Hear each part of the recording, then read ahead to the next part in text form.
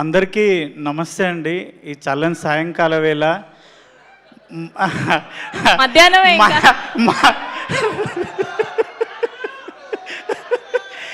మనందరి సినిమా ఇరుముడి 6 ఏళ్ళ పాప నుంచి 60 ఏళ్ళ ముసలి వరకు ప్రతి ఒక్కరు థియేటర్కి పోయి చూస్తురన్న.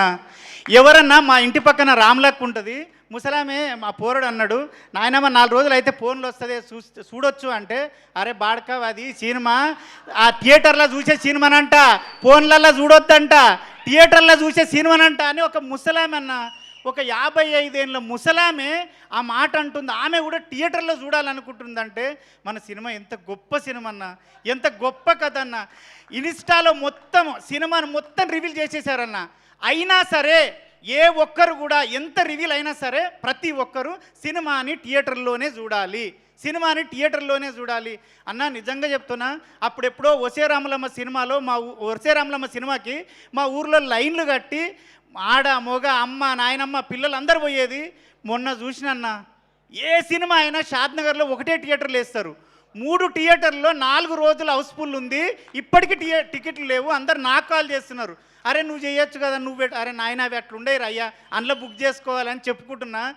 అంత గొప్ప సినిమా. ఇంకోటి సార్, నీకు నేను నా భార్య నా పిల్లలు నేను సచ్చే వరకు శివనిర్వాణ సార్ను మర్చిపోతే నేను మనిషినే కాదు. ఎందుకంటే నేను ఒక 18 ఏళ్ళ అయింది ఇండస్ట్రీకి వచ్చి, ఒక 12 ఏళ్ళ నుంచి ఒక లేడీ గెటప్లో బతుకుతున్నా. కొమరక్క అనే గెటప్లో, కొమరక్క అనేది లెజెండు, ఆమె తోపు, ఆమె నేను కాదు సార్, ఒక గెటప్ మాత్రమే. నన్ను చాలామంది చాలా విధాలుగా కొన్ని అవమానపరిచి, వీడు లేడీ గెటప్పే చేస్తాడు, వీడు లేడీ గెటప్పే చేస్తాడు. నా ఫ్రెండ్స్ నా డైరెక్టర్లు నా రూమ్లో ఉన్నోళ్ళు 15 మంది డైరెక్టర్లు అయ్యారు సార్. వాళ్ళు ఒక్కరు కూడా నా గురించి ఆలోచించలేదు సార్. నేను ఎంత చేస్తున్నా వాళ్ళకి తెలుసు. కానీ మీరు నా అన్న కాదు, నా తమ్ముడు కాదు, మీరు నాకు పరిచయం లేదు, ఎందుకు ఇచ్చారు సార్? నాకు 3 రోజుల నుంచి ఒక్కటే ఫోన్ మోగుతుంది. నా పిల్లం ఎప్పుడూ నాతో సంతోషంగా లేదు. 3 రోజుల నుంచి దాని సంతోషం చూస్తుంటే, బావా నువ్వు ఏదైనా చేయగలవు, వీడు కొమరంగాడు అంటున్నారు బావా. నాగులుగాడు అయిపోయాను సార్, నేను నాగులు అయిపోయాను సార్. అది మీ పుణ్యమే సార్. నిజంగా నా భార్య చెప్పమన్నా సార్, మీ పాదాలకు వందనం చేస్తున్నా సార్. ఎందుకంటే నన్ను వీడు ఏదైనా చేయగలడు అని నాకు ఉంది సార్. నాకు ఎవ్వరు ఇవ్వలేదు సార్ 18 ఏళ్ళల్లో. వీళ్ళు పరిచయమే లేదు సార్. రవి సార్ ఎవ్వరూ పరిచయం లేదు. నన్ను చూసి నా టాలెంట్ని చూసిండో ఏం చూసిండో దేవుడిలాగా నాకు అవకాశం ఇచ్చినావు. అదైతే ఒకటి సార్. ఇంకొకటి, నేను ఫైట్లు ఎప్పుడు చేయలేదు సార్. దసరాలో కూడా సాయి సార్తో చేశాను, ఫైట్ చేయలేదు. ఫస్ట్ డే నాది ప్రామిస్ సార్, నాది గే క్యారెక్టర్ అనుకున్నాను సార్. నన్ను ఒక లేడీ గెటప్ వేసేటోని పిలుస్తున్నాడు అంటే ఏదో గే క్యారెక్టర్ ఏదో అనుకున్నాను. కానీ వచ్చి సార్ నాకు రెడ్ షర్ట్ వేసి గెటప్ వేసి నువ్వు రవి సార్ గల్లబట్టి కొట్టాలంటే ప్యాక్ అయినాయి సార్. నా తోటి కాలే సార్, నిజం సార్, నా తోటి కాలే. అప్పుడు ఆడొక బూత్ మాట ఉంటుంది, సార్ అన్నాడు అనరా అన్నాడు. అమ్మ నీ కాలుమొక్త సార్, నేను అనలేను సార్ అన్న. అంటే ఏం కాదు అనరా అన్నాడు. మీరు వచ్చేటప్పటికే నేను చెమటలతో తడిచిపోయినా సార్. మీరు అనుకున్నారు ఆ స్ప్రే కొట్టారేమో అనుకున్నారు సార్. కానీ అప్పటికే నేను మిమ్మల్ని చూసి తడిచిపోయాను సార్ అప్పటికే. కానీ గల్లబట్టి కొట్టిన ట్రైలర్లో ఉంటుంది, సినిమా చూసిర్రు, అది సింగిల్ టేక్లో ఓకే అయింది, హ్యాపీ ఫీల్ అయినా. తర్వాత ఫైట్ జరుగుతుంది. నేను 42 సినిమాలు చేశాను సార్. ఏ హీరో కూడా నాకు ఇంత కంఫర్ట్ ఇవ్వలేదు సార్. మీరు ప్రతి దగ్గర ఏం చెప్తున్నారంటే, అరే చూసుకున్నావా ఓకేనా ఫైటు, ఓకేనా ఫైట్. సార్ నేను అంత అద్భుతంగా ఫైట్ చేయడం ఏంటి సార్?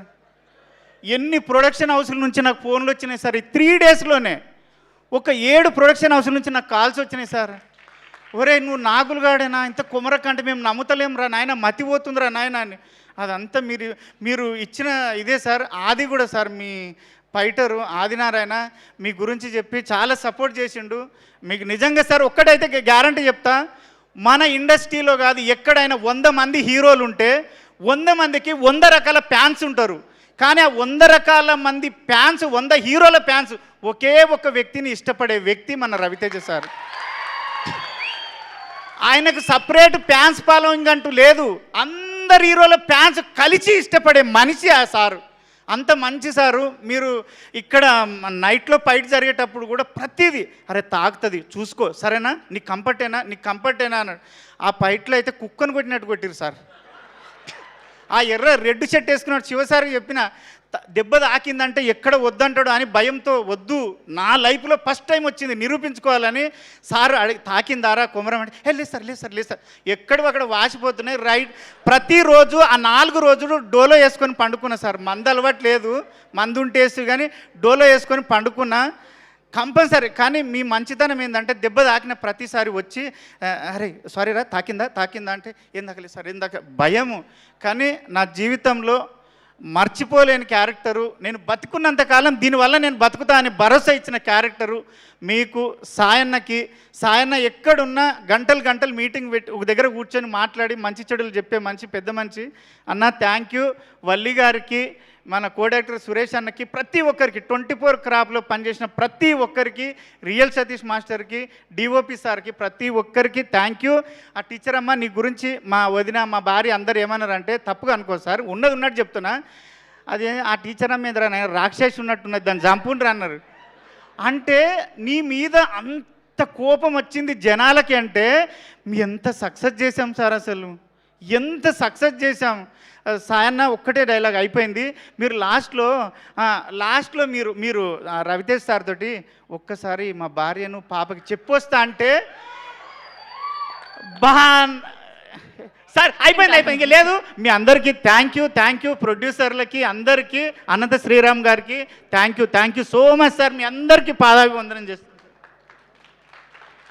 మాకు అర్థమైంది మీ ఆనందం అంతా కూడా. కంగ్రాచ్యులేషన్స్ మీకు. ఎస్ కమాన్ రాఖీ గారు, చాలా ½ మినిట్లో మాట్లాడాలి మనం ఇప్పుడు.